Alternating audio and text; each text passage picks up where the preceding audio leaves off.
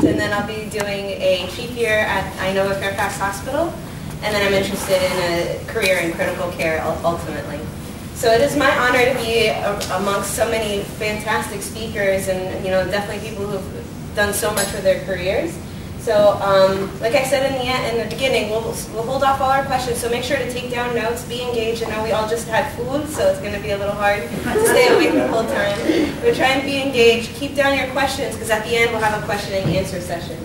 So I'll start off by introducing Ms. Claudia Ayash, who is the Program Director of Immigrant Health at Sloan Kettering in Manhattan. And so she'll start off the program. Thank you. And I'd first like to start by saying thank you to Dr. Amin and to Zainab for bringing me here from New York City. I used to live in Washington, so it's always a pleasure for me to come here.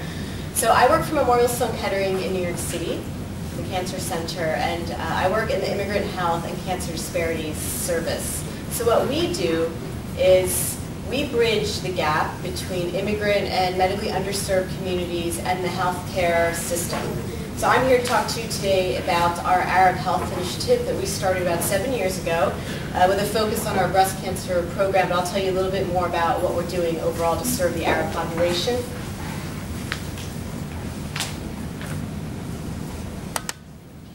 So I'm going to start off by giving you a little bit of background on the New York City Arab community, including the history and demographics.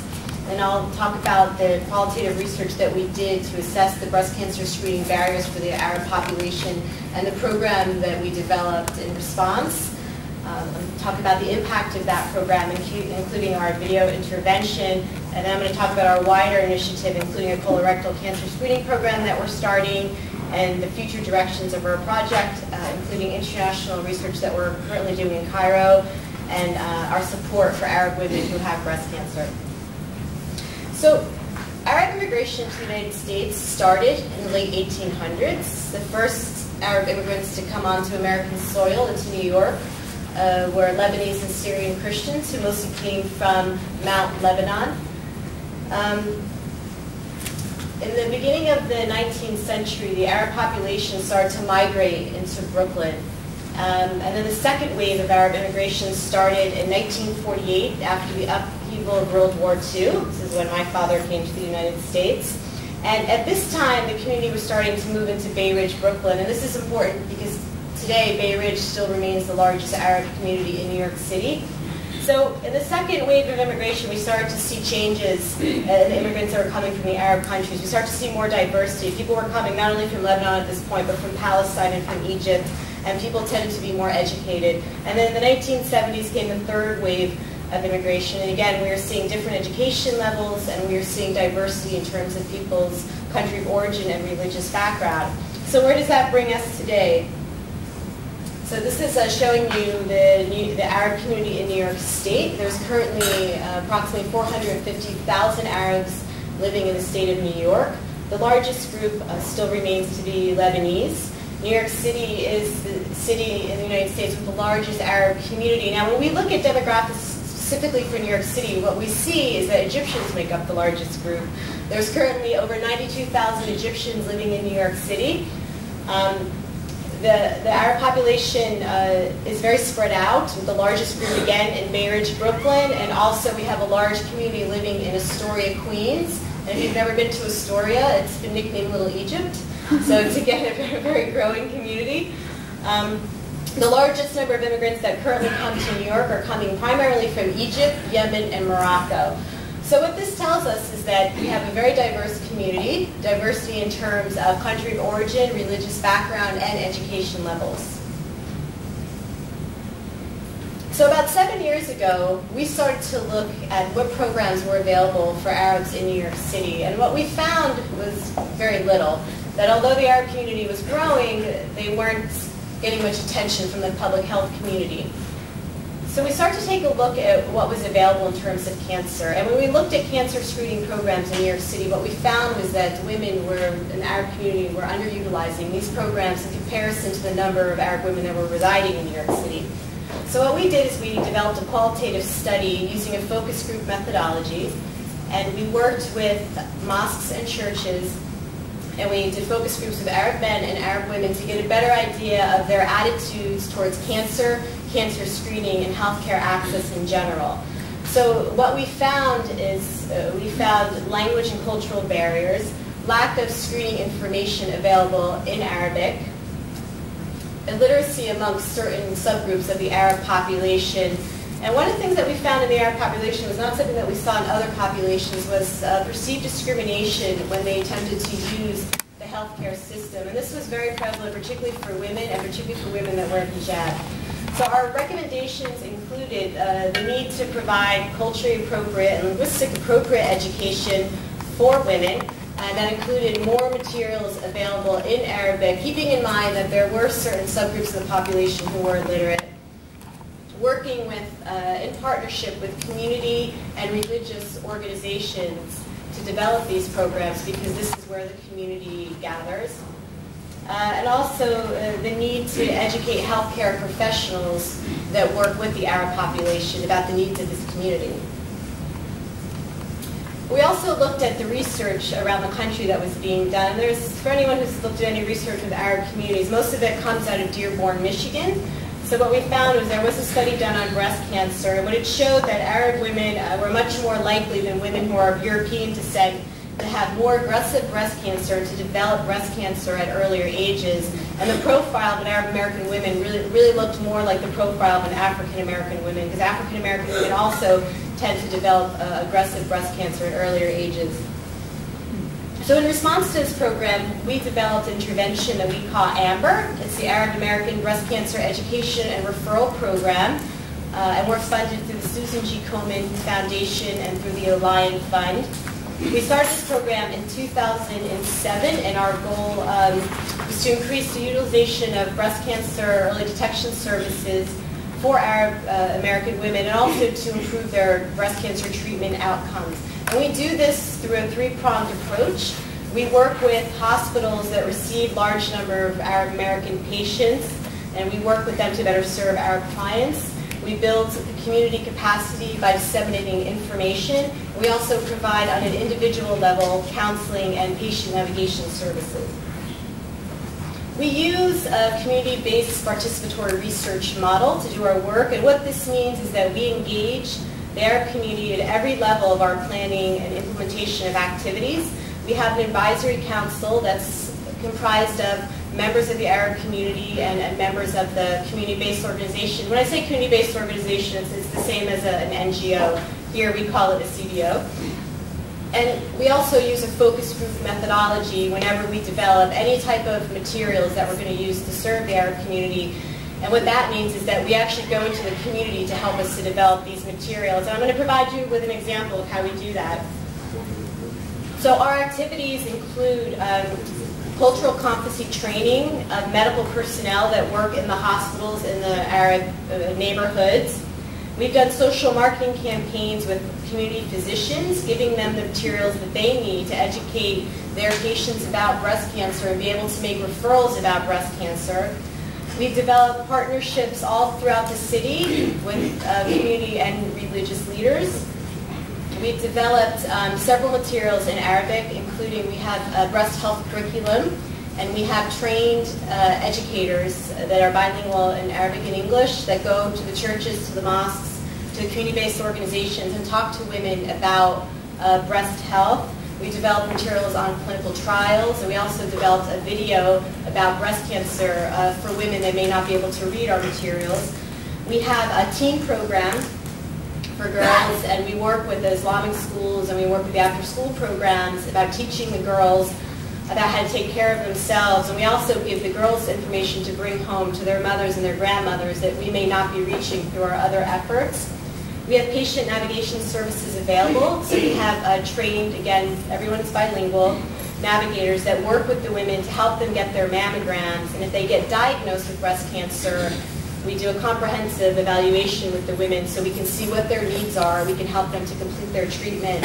And we also started the first Arabic language support program with an Arabic-speaking psychologist in the city for women who have been diagnosed with breast cancer.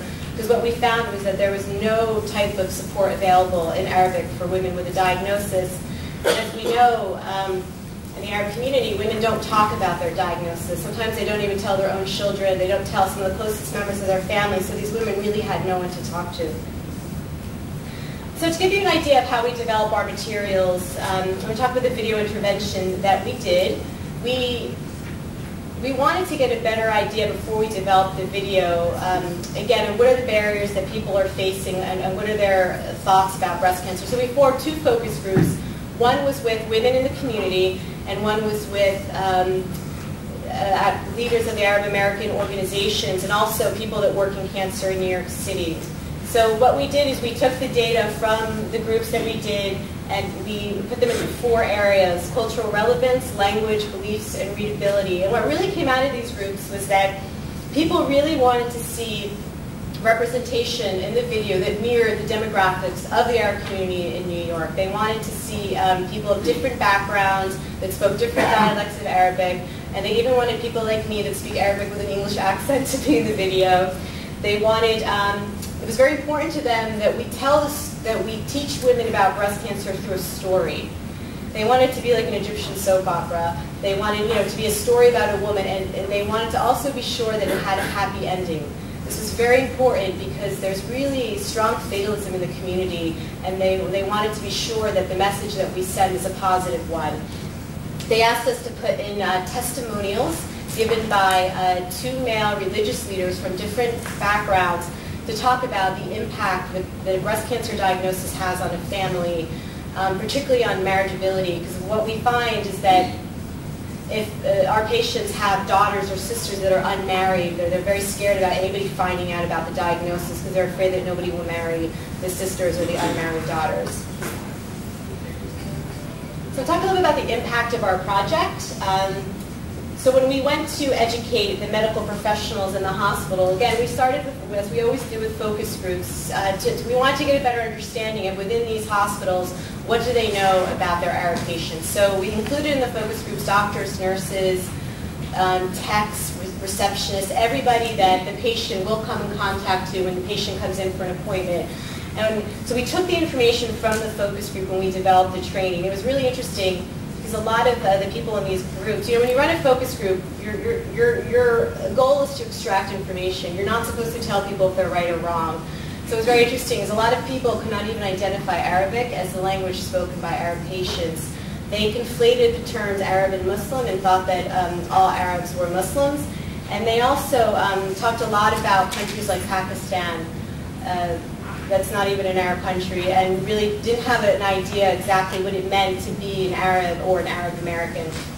So we took all of this information and then we provided trainings for 80 physicians and nurses and other workers in the hospital, talking to them about how to address barriers in the Arab community and also talking to them a little bit about how to better serve the needs of the Arab community. So for our community outreach, as I mentioned, we form partnerships with community and religious institutions. So we work with schools, again, the CBOs, churches, and mosques. And as you'll notice that predominantly we do a lot of our work in the churches and mosques because in New York that is where the community tends to gather. This is so important to our success because although everybody who works in the project is of an Arab background and speaks Arabic, it's through these partnerships that we're able to really build trust and credibility with the communities that we're serving. So it shows you about our education. So we educate through the workshops, the breast health workshops, and we also participate and sponsor a lot of health fairs and other health events throughout the city. So these numbers change depending on the status of the CBOs. Unfortunately, sometimes they tend to close because of lack of funding. But in our last year, year 6, we educated over 600 women, and then we educated over 1,000 people more generally through health events throughout the city that we participated. Our patient navigator services, again, we have these services for women as they're getting to help them get mammograms, and then we also navigate women who've been diagnosed with cancer. So as you notice, as the project progressed, we started to find more and more women that actually had breast cancer. And some of the women get diagnosed through our workshops, and others get referred to us by partner hospitals that we have throughout the city. So in our last year, we navigated over 300 women, and we worked with 22 women that were diagnosed with breast cancer. We do break up We do have 2 separate cohorts for women that have health insurance versus women that don't, because it's different how we are able to get them their mammograms. You know, in New York City, we're very privileged because we have a safety net system, meaning that we have a free breast cancer screening program for women that do not have health insurance. So we are able to get services for people without insurance. And this is not something that we see in other parts of the country. This gives you an idea of the breakdown of our last year of screening data. So like I said, we navigated over 300 women. We helped 150 women complete their mammograms. Of those women, 8 required additional follow-up, like biopsies, and then 2 received an actual breast cancer diagnosis. One of the biggest challenges that we face, you'll notice loss to follow-up. Our numbers are higher than we would like. So what happens is that a lot of women will go home for the summer, and they'll cancel their phones because they don't want to pay while they're away. And then when we go to call them for their yearly reminder, we don't always get in touch with them. So this gives you an idea of the patient profile that we're helping. So we have a database where we track all the information of all the patients that we serve. So what I did is I extracted the information for the Arab patients in our database. So due to the AMBER project, the majority of the Arab patients that we've served have been female. The average age is 54. More than half of these patients have had breast cancer. You'll notice that the majority do come from Egypt. 25% of them have been living in the U.S. for under 25 years. Close to 70% have limited English proficiency, meaning that they do not speak English well and need to receive their information in Arabic. This is particularly interesting because this is higher than we see on average in New York City. If you look at the insurance status, 30% of them had no insurance at all. 20% of them had emergency Medicaid. And what that means is if you're an undocumented immigrant, meaning you have no status, in New York you are able to qualify for emergency Medicaid. This is a special program, particularly for people, undocumented immigrants, and then 36% of them had some form of Medicaid. So we deal with very few patients that actually have private insurance. And these are the areas of assistance that they required. Number 1 being financial. The second area, medical interpreting. As I said earlier, the majority of them had limited English proficiency, so they needed help at their appointments. The third being transportation. You know, New York City is a place where not many people have cars, and it's quite a big place. So if you have something like cancer and you're going for treatment every day, it can be very challenging and very expensive to get you to your appointments. And sadly, 33% needed help with food. You know, people don't think of the United States as a place where people go hungry, but sadly it is. And we're starting to learn exactly how prevalent hunger is throughout the United States. So what we did is we looked at our patients, and what we found was that 60% of the cancer patients that we serve are food insecure, meaning they don't have enough food. These patients are left to make decisions about whether or not they should pick up a prescription that week or go buy food for their families. So the Arab families that we work with, 33% of them had asked us to help them find food. I just wanted to tell you a case story about one of our patients. We're going to call her Amira. Amira was 45 when she came to the U.S. from Egypt, and she came here seeking asylum with her 2 children who were 12 and 10 years old. Shortly after she arrived in the U.S., she was diagnosed with advanced breast cancer. She had no family members here, only Arabic speaking. Her nor her children had health insurance, and she had bills that were rising. So she was referred to us through a social worker in the hospital where she was being cared for. And the first thing she asked us to help her with was to move her treatment because she felt as though she wasn't being treated respectfully. So we helped her to move her treatment to another hospital. We were able to accompany her to her appointments to help her not just interpret, but also to provide support because she had no one else to go with her to these appointments. We helped her and her children to obtain health insurance. We filled out applications for her to get financial assistance to help her to pay her bills, and we were able to give her funding through our transportation fund to get her to and from her appointments. And she also still comes to our monthly support group, and she was able to not only find support, but to make some friends and to meet other people with a similar diagnosis, also with a similar background. Happy to say Amira's doing really, really well. She has finished the bulk of her treatment and is now going for follow-up appointments. She's in a much better housing situation, and she's doing better financially. So in conclusion, the AMBER project has identified several barriers that Arab American women face with screening, including lack of available services and materials in Arabic, their insurance status and transportation. One of the things that we're concerned about, as I mentioned, how privileged we are in New York to have free screening services, but whenever budget time comes around, we get nervous because they always threaten to cut those programs. It's a threat again for this year, so we'll have to see what happens. And also with healthcare reform underway, we're not really sure yet how that's going to impact these free programs. We've been able to address these barriers with bilingual patient navigators, by partnering with the CBOs and hospitals, even working with insurance companies, by developing Arabic language education and transportation funds, and by starting an Arabic language support program. And also by working with mammography screening vans, because that's been another way that we've been able to get women mammographies who didn't otherwise have access. So as our health initiative starts to grow, we're now embarking on a colorectal cancer program. And this has been great because it's also allowing us to do more for men, and that's what the community had asked us to do, is to please start doing more for men as well. So our research, when we started to do some literature searches just to see what was going on, there was really nothing available at the time about colorectal cancer in Arab communities here in the U.S. But we were able to find some studies that were done in Egypt and in Jordan and with Palestinians. And what those studies were showing was that, as the same with breast cancer, people were being diagnosed with colorectal cancer at a much younger age than what we're seeing here in the U.S. So we are working on a study right now where we're assessing what the physical and cultural barriers are for primary care physicians to be referring their Arab patients for colorectal cancer screening. I'll just talk about some of our preliminary results. We're doing, the survey has been done primarily again in Bay Ridge, Brooklyn, and Astoria, Queens, because this is where the community resides. We've had a 57% response rate from the physicians that were eligible for the study. That may not sound very high, but for anyone who's ever done work, I'm sorry for the physicians in the room, but it's very hard to get people to fill out surveys. So we've actually been happy with the response that we've been getting.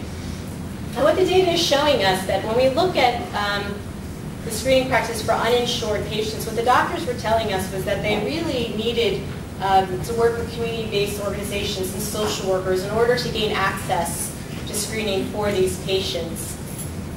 And when we asked them about insured patients, it was obviously easier for them to make referrals because they were able to refer directly to cancer screening facilities and to cancer specialists, like gastroenterologists who actually do the screening. Oops. Oh, it's doing a scan. I'm just going to cancel it. Okay. There we go.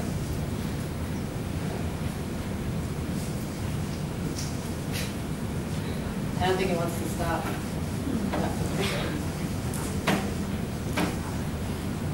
Okay. Right, so again, we're seeing the difference of the patient that has insurance versus the patient that does not have insurance. We asked them about what the barriers are to colonoscopy screening. Of course, the main barrier was the cost to patients. Colonoscopy is a very expensive test. For patients that are not insured, it's very difficult to get them access to this. But one of the interesting things that came out of this, that again we haven't seen with other groups, is patients' embarrassment and refusal to actually discuss colonoscopy. This is something that we haven't seen previously, and we're obviously going to have to address through an education intervention. And also when we asked them if there's educational materials available in their patient's native language, more than half of them said no.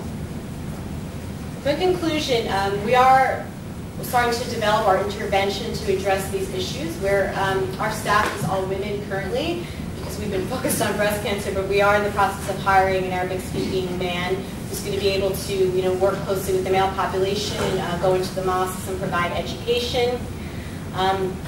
We're going to have education components for both the patients and the physicians, and talking about current colorectal cancer screening guidelines, and we're going to work on developing educational materials in Arabic on colorectal cancer. And we're going to be really using the AMBER project as the blueprint to develop this project. So the future directions of our project include international outreach. We're currently working in a project in Cairo with Ain Shams University. We took the intake form that we use here to assess our breast cancer patients. We're working with Dr. Mohammed Shnawi and colleagues at Ain Shams, and we modified the intake, and they're now assessing the breast cancer needs of their patients there, and we're going to work together to develop interventions to help their patients to finish their outcomes. And then phase 2 of the project is going to include looking at comparing the breast cancer patients in Egypt to the patients that we have here in the U.S. and looking for comparisons. We're always looking to increase our collaborations in the community. When new CBOs open, we make partnerships so we can increase our outreach efforts.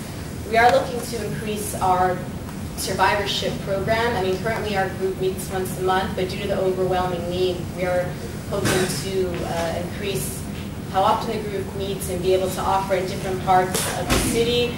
And lastly, for our colorectal program, we're working with Wayne State University in Detroit. Detroit also has a very large Arab community, and we're doing what we call a Tale of Two Cities study.